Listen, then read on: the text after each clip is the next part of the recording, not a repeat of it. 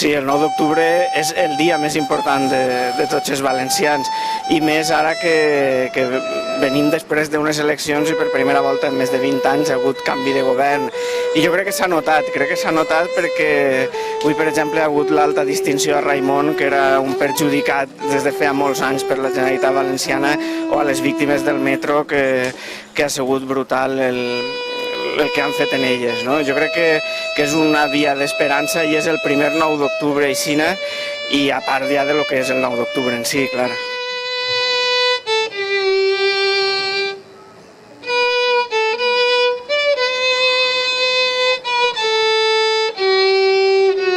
Sí, nosaltres així el que mesclem és un poc la reivindicació i la festa, no? Vull dir, el temps ens ha beneït avui perquè pareixia que anàvem a suspendre-ho inclús, però no, així estem. La idea és un poc celebrar que és la festa de tots els valencians, però també reivindicar allò que reclamem. Jo crec que a més esta setmana que s'ha aprovat per unanimitat la necessitat d'un millor finançament per a l'autonomia, crec que és un bon moment també per recordar-ho, que necessitem els valencians, necessitem els diners que són nostres, clar.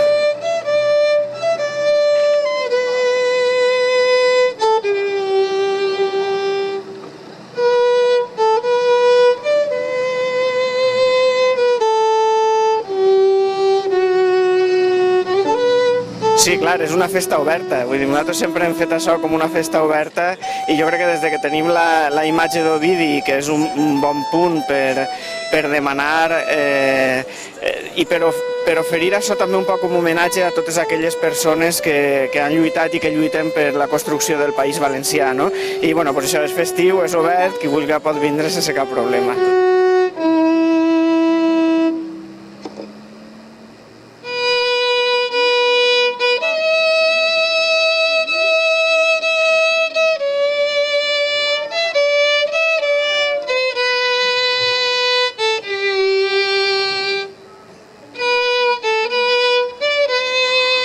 Aquest manifest és un manifest unitari signat des de la Comissió 9 d'Octubre, que s'ha organitzat a nivell de país, en el que estan Acció Cultural del País Valencià, Car Revolta, recordeu, Car Revolta, els tres sindicats, Comissions UGT i la Intersindical, Compromís, Els Verds, Esquerra Republicana, Esquerra Unida, Federació Escola Valenciana, Partit Socialista d'Alliberament Nacional, encara existeix el PSAN, Podem, Societat Coral El Micalet i Solidaritat i Independència.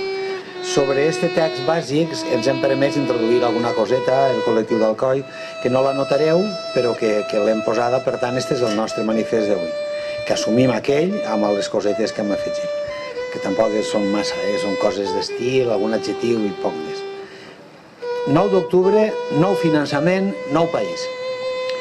El canvi social i polític té dos objectius immediats a assolir: consolidar i aprofundir més poder polític pels valencians davant les amenaces de la recentralització i assolir més poder econòmic per als valencians, fent possible una via que implique un estat valencià del benestar.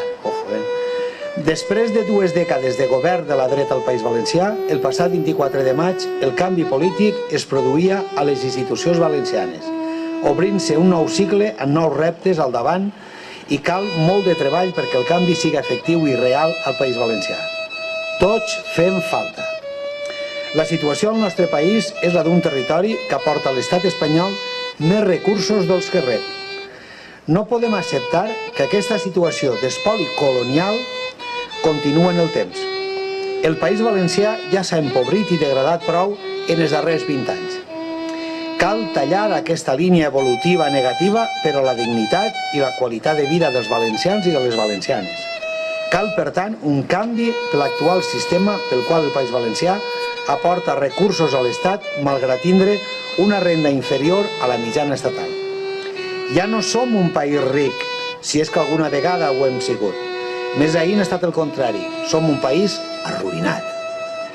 Per això cal generar un ampli moviment en la societat valenciana per tal de poder exigir a Madrid un canvi en el finançament i, en cas que les nostres demandes no siguin escoltades, bastir alternatives que no depenguen de la decisió del govern central i que vagin encaminades a la construcció d'una sobirania fiscal, d'un finançament propi.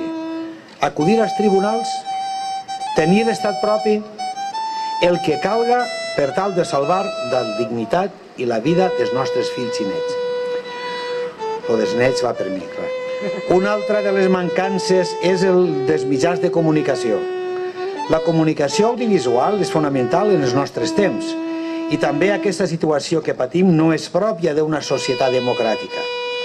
Per això cal ja l'obertura d'una radiotelevisió valenciana i en valencià, que siga realment un instrument d'informació plural i objectiva al servei de les valencianes i dels valencians, que forme, que informe i entretinga en la llengua històrica dels valencians.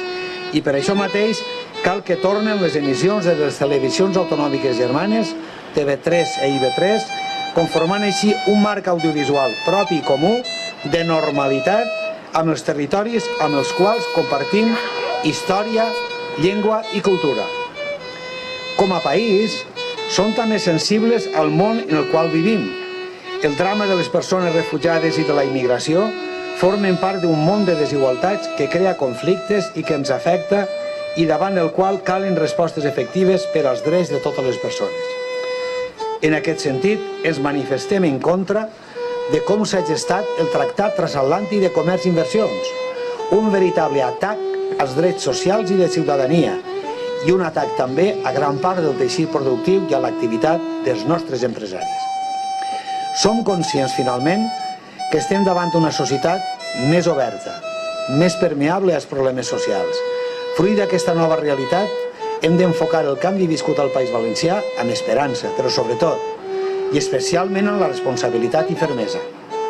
Una responsabilitat i una fermesa que implica no perdre l'oportunitat de convertir el País Valencià en un territori lliure de corrupció, d'autoritarisme, de polítiques antisocials i d'agressions al medi ambient, a la llengua i a la cultura.